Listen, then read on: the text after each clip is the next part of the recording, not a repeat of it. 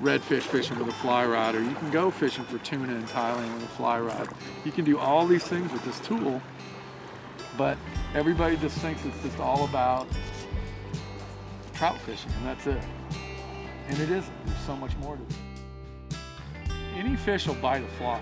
I mean, you can design a fly that looks like anything. You know, if they eat minnows, you can make a fly that looks like a minnow. If they eat bugs, you can make a fly that looks like a bug. So whatever they eat, you can imitate. There are flies that look like squids. You know, that's what billfish eat. And yeah, so you can catch pretty much anything. I mean, some fish are more challenging because they swim deeper, or you know, they don't ever come up anywhere near the surface. And you know, not that you have to fish on the surface with fly fishing, but there's a limit to how deep you can get usually. My name is Captain Stacy Lynn. I've been a fly fisher for over 25 years, having a job in a retail business that had a fly fishing department. And I knew a lot about the hiking and the backpacking and the paddle sports and the camping equipment, but the room that had the long whippy rods and the furs and the feathers on the wall, that room was very intimidating to me. I didn't know much about it, but it didn't take me long to realize that my favorite customers in the store were the ones that shopped in that room. The people of fly fishing, the community of fly fishing is what really drew me in.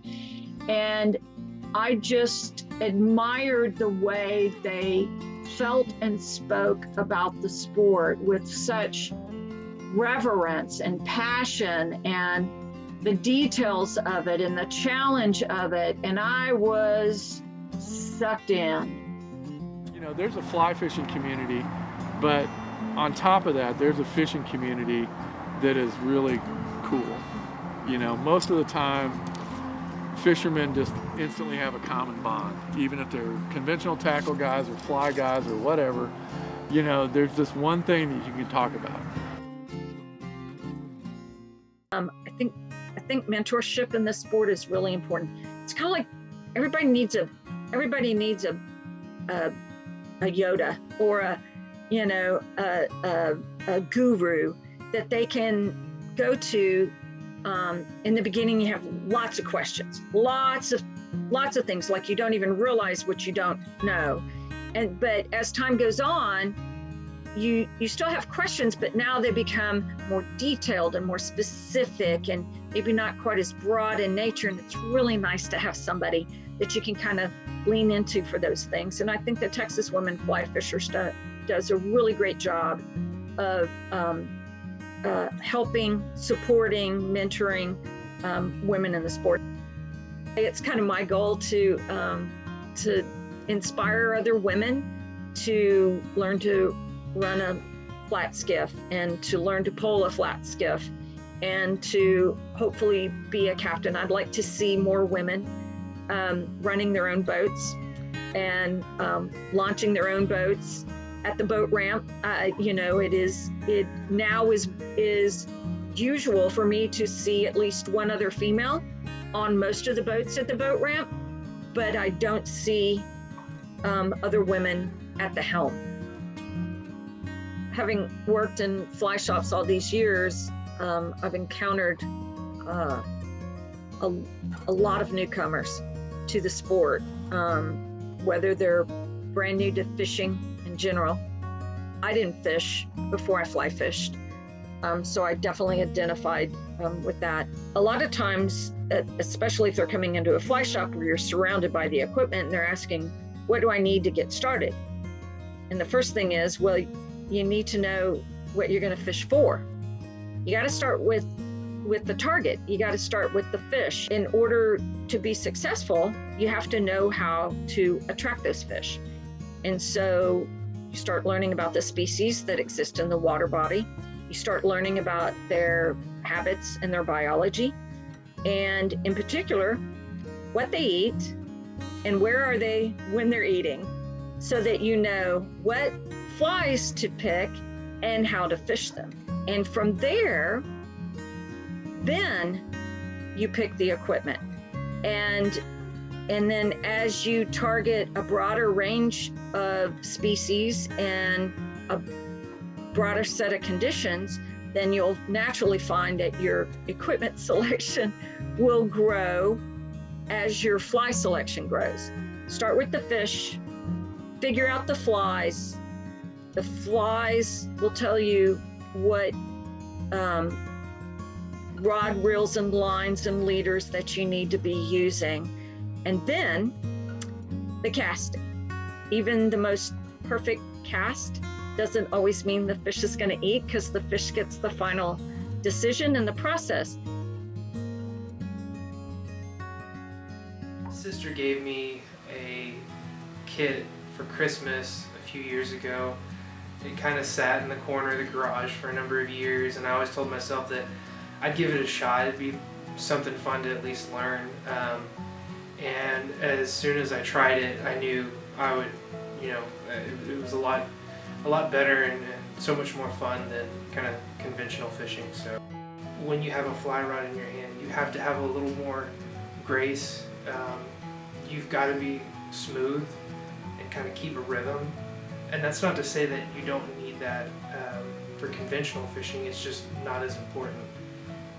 It's a finesse thing. I think I saw a tweet or something this time last year. Someone was saying how excited they were about the lease access program for Guadalupe River Trout Unlimited, and I started to look into it. That's when I learned that Texas Parks and Wildlife stocks rainbow trout all over the state, starting mid-November throughout the month of February. I'm excited this year to use that lease program to maybe get into some spots in the river that I haven't been able to get to before. See something new and just continue to learn about that fishery and what the Guadalupe this time of year holds, especially for stock rainbow trout.